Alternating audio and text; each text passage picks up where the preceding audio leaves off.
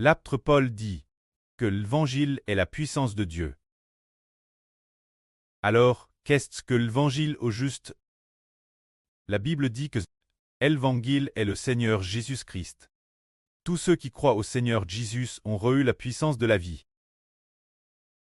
ont reçu une vie nouvelle. Alors, qu'est-ce que l'Évangile au juste? Pourquoi dit-on que le Seigneur est l'Évangile et que le frère Zibo est l'Évangile? En fait, l'Évangile est l'Esprit. C'est-à-dire que l'Esprit de Dieu et du Christ est l'Évangile. Alors, l'Esprit de Dieu et du Seigneur Christ est dans cette personnelle. C'est cette personne qui a l'autorité de donner l'Esprit de Dieu et du Seigneur aux gens. C'est elle qui est l'Évangile. Nous disons croire en l'Évangile. Croire en l'Évangile. Pourquoi faut-il croire en l'Évangile? Croire en l'Évangile, c'est pour recevoir la vie partir de l'Évangile. Croire en l'Évangile. Par exemple, le royaume des cieux est proche, repentez-vous. Croire en l'Évangile, c'est que le règne de Dieu est proche. Qu'il faut croire en Jésus. Pourquoi croit-on en Jésus? Pour recevoir la vie. En fait, l'Évangile est une puissance de vie. Cette puissance de vie est la puissance du Dieu créateur, qui a créé toutes choses. La puissance de créer la vie doit entrer dans l'homme. D'une part, croire en l'Évangile, on découvre que croire en l'Évangile revient croire en l'Esprit de Dieu. Croire en l'Évangile revient aussi croire en l'Esprit du Seigneur Jésus-Christ. Comme le Seigneur l'a dit, ce que vous croyez en moi, non seulement en moi, mais aussi en celui qui m'a envoyé. Nous disons que si quelqu'un croit, par exemple, si le frère Zibo croit au Seigneur, alors croire au Seigneur, c'est croire en quoi? C'est croire en l'Esprit qui habite dans le Seigneur. Croire en l'Esprit de qui? Croire en l'Esprit du Seigneur Jésus-Christ et en l'Esprit de Dieu qui habite dans le Seigneur Jésus-Christ. Et en l'Esprit de qui que l'on croit? C'est son Esprit que nous recevons. Croire en l'Esprit de quelqu'un, c'est recevoir sa vie. Or, ce en quoi nous croyons, c'est l'Évangile du Seigneur Jésus-Christ. L'Évangile, c'est qu'il y a la puissance de la vie dans le Seigneur Jésus. Croire au Seigneur, c'est recevoir la vie de la part du Seigneur. Ainsi, le Seigneur Jésus-Christ a l'Esprit de Dieu et le propre Esprit du Seigneur Jésus-Christ. Tous ceux qui croient au Seigneur Jésus reçoivent donc deux esprits, et obtiennent ainsi une vie nouvelle. C'est cela l'Évangile. Et aujourd'hui nous disons que le frère Zibo est l'Évangile. Croire en l'Évangile ou ne pas y croire et puis dire qu'on croit en Zibo. Alors celui qui croit au frère Zibo doit recevoir la puissance de la vie de la part du frère Zibo. Tout comme l'Évangile de Jean, écrit par l'apôtre Jean. C'est-à-dire le témoignage de Jean qui dit ceci. Tous ceux qui croient en son nom auront la vie éternelle par son nom. Tout comme la Bible le dit. Le frère Zibo ouvre l'Évangile de Jean. C'est le témoignage de Jean qui parle du mystère de l'Évangile. C'est pour nous faire comprendre que, si nous croyons en ce Fils, comment devenons-nous enfants de Dieu? C'est exactement ce que dit l'apôtre Jean dans la Bible. Cette lumière est la véritable lumière. La véritable lumière, c'est le Seigneur Jésus qui dit qu'il est venu dans le monde pour clairer tout homme, afin que tous reçoivent la vie éternelle. Comment cela clairer tout homme? Pour que tous aient la vie éternelle. Il est dit ici que le monde a été fait par lui. Quand il est venu dans le monde ne l'a pas connu. Il est venu chez lui, et les siens ne l'ont pas reçu.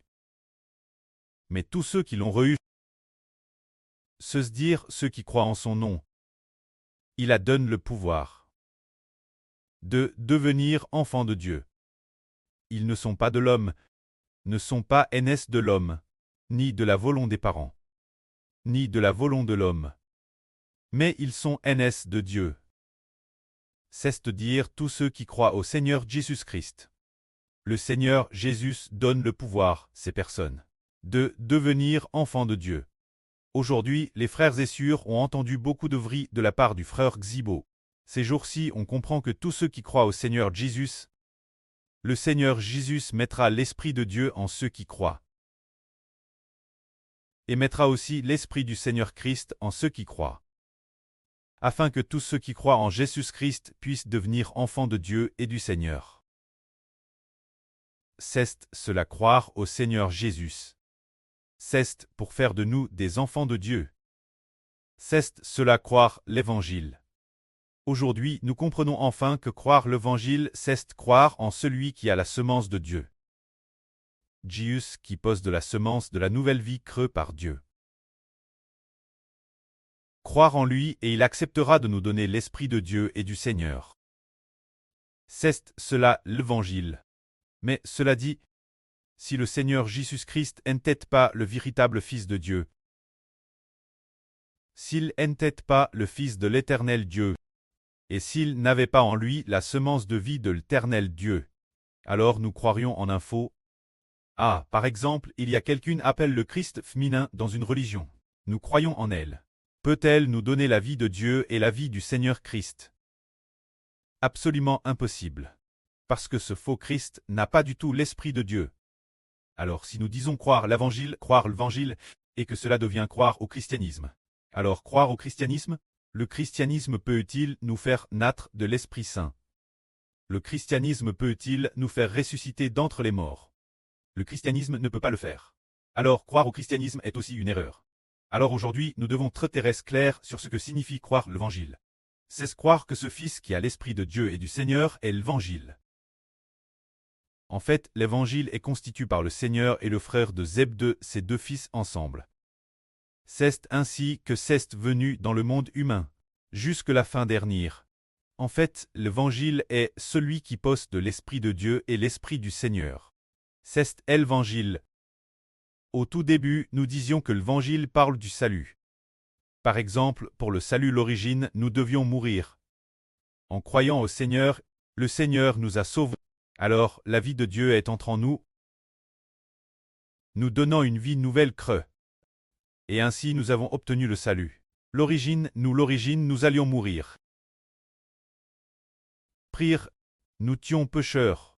Nous ne recevions pas de miséricorde. Mais en recevant le Seigneur Christ, la vie nouvelle est en nous, et nous avons obtenu le salut. Au début, nous appelions aussi l'Évangile le salut. C'est-à-dire nous sauver, nous libérer du péchage, nous libérer de la mort, et planter l'intérieur une semence de vie nouvelle. Ah, cette semence de vie nouvelle est la semence de Dieu et du Seigneur ensemble. En nous, au début, l'Évangile était pour nous faire obtenir la vie nouvelle. Mais la fin du monde, on découvre que l'Évangile ne sert pas seulement à nous donner la vie, mais aussi faire de nous une grande nation. Parce que ceux qui croient à l'Évangile sont assez nombreux. Pour former une grande nation, les apôtres du premier cycle de notre reu parlaient rarement des mystres du royaume des cieux. TRS rarement. Par l'apôtre Jean qui a eu l'Apocalypse. Dans l'écriture écrite par les apôtres eux-mêmes. Il écrivait seulement que croire au Seigneur Jésus donne la vie. Ah, que croire au Seigneur Jésus apporte le pardon des péchés.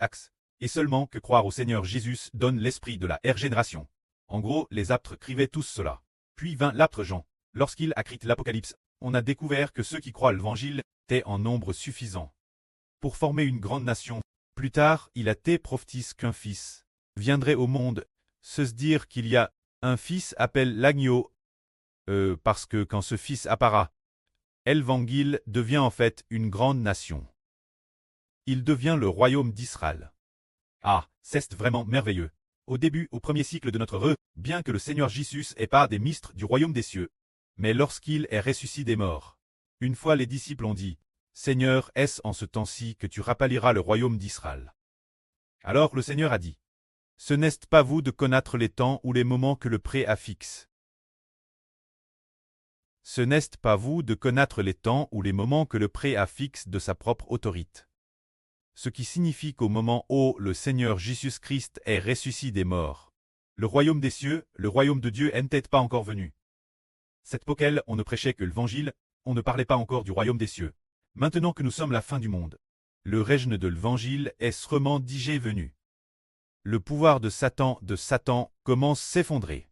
Quand le pouvoir de Satan s'effondre, l'Évangile se propage terrestre largement. Prenons un exemple. Quand le pouvoir de l'ennemi commence à s'effondrer, alors l'ennemi ne peut plus empêcher la propagation de l'Évangile. Au tout début, quand les apôtres du Seigneur prêchaient l'Évangile, ils ne le prêchaient qu'un Jude. Pour ce qui est de le prêcher au pain, il n'y avait que l'apôtre Paul. Ah, Pierre la prêche une fois la famille de Corneille, mais par cela c'est tout. Quand la prédication de l'apôtre Paul au pain se hentait aussi que dans quelques villes, quelques petites au Moyen-Orient, quelques villes seulement. Et puis cette époque, les transports n'est pas pratique. Et il n'y avait pas d'internet. Par conséquent, TRS, peu de gens entendaient parler de l'évangile du Seigneur. Et cette époque, le cœur des gens n'était pas très ouvert. Donc ceux qui croyaient l'évangile étaient très peu nombreux. Mais aujourd'hui, nous disons que l'évangile du Seigneur va exploser notre époque. Au premier cycle de notre prêcher, l'évangile ressemblait une pêche un par un. Par exemple, il y avait un disciple du Seigneur, un homme nommé Philippe, qui est allé prêcher l'évangile à un fonctionnaire éthiopien. Ce moment-là, l'ange lui a dit, va, sur le chemin qui descend Gaza, Alors, il y est allé, et a vu un homme assis sur son char, lisant le prophète Saé. Ensuite, il est monté dans le char et lui a expliqué le salut du Seigneur. Finalement, cet homme a été bâti et sauve. Madame, l'histoire du sauvetage d'une seule personne écrite dans la Bible. Cela montre qu'à cette époque, on sauvait les gens un par un. Par exemple, encore l'apôtre Pierre et Al chez Corneille. À part du salut du Seigneur. Et a sauve peut-être une dizaine de personnes. Environ 20 personnes. C'est également écrit en détail dans la Bible. Et Madame Paul a sauvé un officier qui gardait la prison. Il la sauve, lui et sa famille. Ce qui est aussi écrit dans la Bible, c'était comme pourquoi n'est-il pas écrit? Waouh, des dizaines de milliers de personnes en un jour. Ou des millions de croyants. Pourquoi ce n'est pas écrit ainsi? Il est seulement écrit que ce jour, au premier cycle, il y a eu 3,00 personnes baptisées. 2 ou 3 jours plus tard, 5,00 autres personnes ont été baptisées. Il n'y a plus jamais eu de tel événement. Parce que cette époque, au tout début, il y en avait beaucoup. Puis, un par un. Quelques-uns par-ci par-là, et après, il n'y en avait pratiquement plus. Le nombre de croyants était complet. C'était complet pour cette époque-là. Le nombre de personnes destinées croire au Seigneur, cette époque s'arrêtait elle. Alors, l'apôtre Pierre et les autres n'appelaient plus cela prêcher l'évangile. Mais pâtre le troupeau. C'était pâtre le troupeau. Je viens pâtre ceux qui croient l'évangile. C'était comme Mais notre époque, c'est différent. Parce que, dans les temps anciens, le pouvoir de Satan était très solide. Au moment où le Seigneur Christ crucifie sur la croix et ressuscite des morts, bien que Satan ait comment courir sa perte, mais son pouvoir était encore très solide, capable d'avoir l'autorité d'intercepter la propagation de l'évangile. Mais maintenant que la fin du monde est arrive, le pouvoir de Satan commence à s'effondrer progressivement. Dans le ciel, le grand empire de Babylone commence à se désingrer peu. Au premier cycle de notre frères et sœurs, avez-vous vu la Bible dire quel apôtre a coulé le serpent? Quel apôtre a arraché la tête du grand dragon? On n'a jamais entendu parler de cela. Ceci dire que le pouvoir de Satan, cette époque, était très solide. Mais pour nous, dans cette époque, c'est différent. Le preux et le Seigneur veulent établir le pouvoir de Dieu cette époque. Le royaume de Dieu, alors que Satan est digé chancelant. Le royaume de Satan, c'est pourquoi l'évangile de cette époque n'est pas seulement pour une personne la foi. L'évangile de cette époque, il est possible qu'un jour, déesse, que le frère Zibo prêche la vraie, il se peut que dans les moments d'abondance, en l'espace d'une journée, il se peut que 10 millions de personnes croient. Il se peut, madame, que 10 millions semblent un peu, n'est-ce pas? Le frère a vu une multitude de personnes sauves par l'évangile et 10 millions lui semblent encore peu. Cette époque, un 0,00 personnes c'était DJ énorme, et cela n'est arrivé que 2 fois. Mais notre époque, 10 millions par jour c'est peu. Parce que la fin de Satan est proche. L'évangile de cette époque est la foi la bonne nouvelle. Le salut. Et le royaume des cieux est proche, il arrive bientôt. C'est aussi l'autorité. Et l'époque du sétiment des méchants est arrive. Au premier cycle de notre quel apôtre a tué quelqu'un? Seul l'apôtre Pierre a tué 2 personnes. Il a tué un couple, ce couple qui avait menti Dieu, ceux qui avaient trompé le Saint-Esprit. En dehors de ce couple, personne d'autre n'a tué, mais notre époque. Le frère Zibo a tué d'innombrables personnes de son vivant. Beaucoup. C'est-à-dire juste la période de la grande tribulation de 3 ans et demi. Les gens tués seront très nombreux. Pourquoi est-il possible de tuer? Parce que l'autorité royale est arrivée. Que la gloire soit rendue au Seigneur du près. Amen.